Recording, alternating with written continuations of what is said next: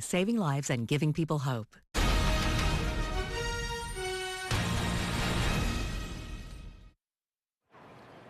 All right, take a look at this. A live countdown coming at you from New Zealand, where they're getting ready to ring in 2016. This is from Auckland, New Zealand, and they are just about to go. Oh, this is cool. We'll watch this live time. How about this? Boom, 2016. A little pre-New Year's celebration for you. Auckland, New Zealand, 2016. How about that? This is CBS 6 News.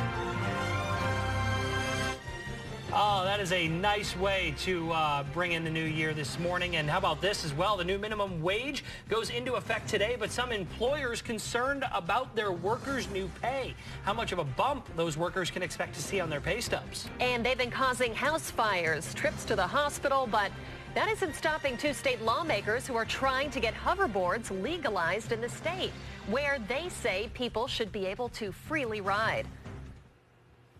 Good morning, and thanks for joining us 6 o'clock on New Year's Eve. I'm Julia Dunn. And I'm Jack Lamson. New Year's Day for some people all over the world. As we just saw. Yeah, ringing in the new year in Auckland, New Zealand. And, you know, all day long, it'll kind of creep our way until midnight tonight. And so you've only got, you know, a little while left. If you've got things Those New Year's resolutions, get them done. You got some couple hours left. If you've got something you wanted to finish, clock's ticking, folks. I don't even know what my resolution was last year.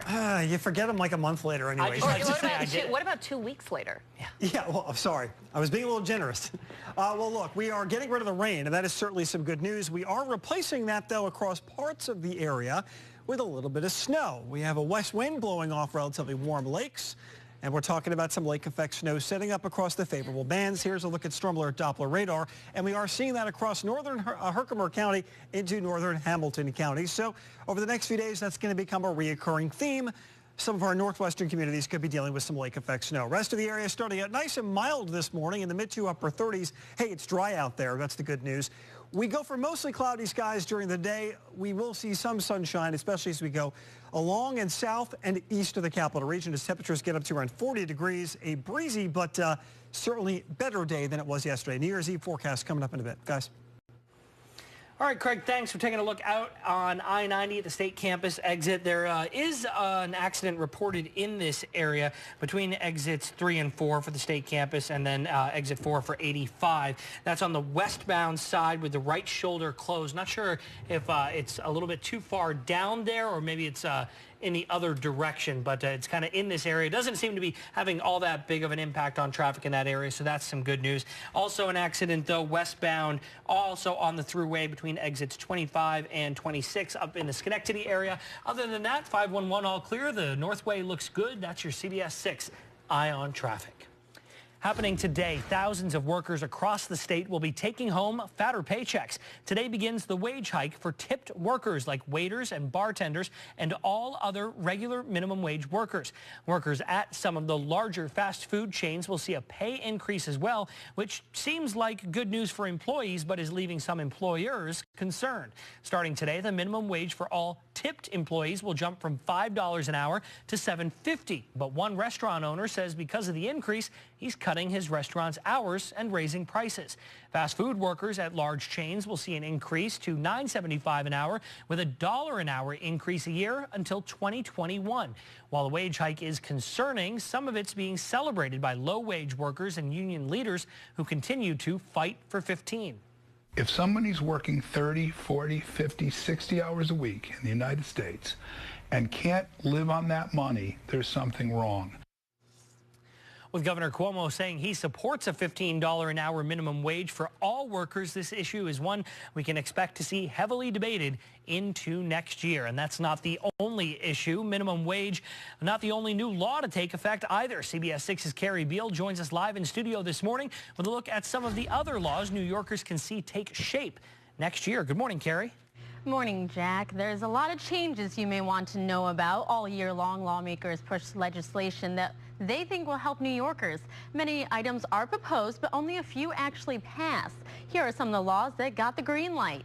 First, some relief for children who are kidnapped. A new law will give authorities immediate access to abuse and neglect records when a child is reported missing. Law enforcement officers say those first few hours someone goes missing are crucial, and gathering as much information on the missing child is the best way to help bring them home safely.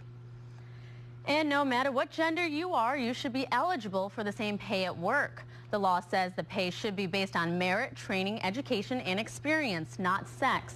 The Department of Labor and Division of Human Rights will have training available to employers about these policies. Governor Cuomo added comments to the bill to include transgender. Coming up in the next half hour, we'll take another look at laws taken effect in 2016, including one about state taxes and the special accommodations for pregnant women. Harry, thanks. New details this morning on a stabbing Christmas night. Schenectady police arresting Christopher Cowan, charging him with attempted murder after they say he repeatedly stabbed his roommate. Happened on Hewlett Street in Schenectady inside the victim's car. The victim has been treated and released from Ellis Hospital and is expected to be okay. Well, kind of an unusual case for an upstate New York woman accused of driving drunk. A judge dismissing the charges against her after medical tests revealed her body acts like a brewery. Her lawyers argued her blood alcohol level was recorded at 4 times the legal limit when she hadn't had a drink. It wasn't until after her arrest that she discovered the rare condition, which is actually called auto brewery syndrome. The rare condition is believed to be caused by high levels of yeast in the gut. The woman is now on a low-carb diet to bring that condition under control. Even with all of the recent hoverboard accidents in New York, you've probably seen these all over the internet, people falling over on them, hitting their head, anything like that. There are still several state lawmakers pushing for hoverboards to be legal in New York City. Right now, the motorized self-balancing devices are banned in the city. State law classifies hoverboards, segways, and other personal transporters as motor vehicles, which means they have to be registered. But there's no hoverboard registration system in place, so right now they are a no-go in New York City.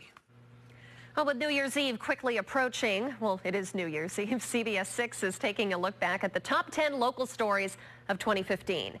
Last night at 5 on CBS 6, Ann and Cody showed you numbers 6 through 10. Those stories included a look back at the Great Bison Escape, the arrival of Pope Francis, the fire on J Street, that was terrible, and of course, Triple Crown winner American Pharoah, who eventually lost in a huge upset to underdog Keen Ice at the Travers Stakes.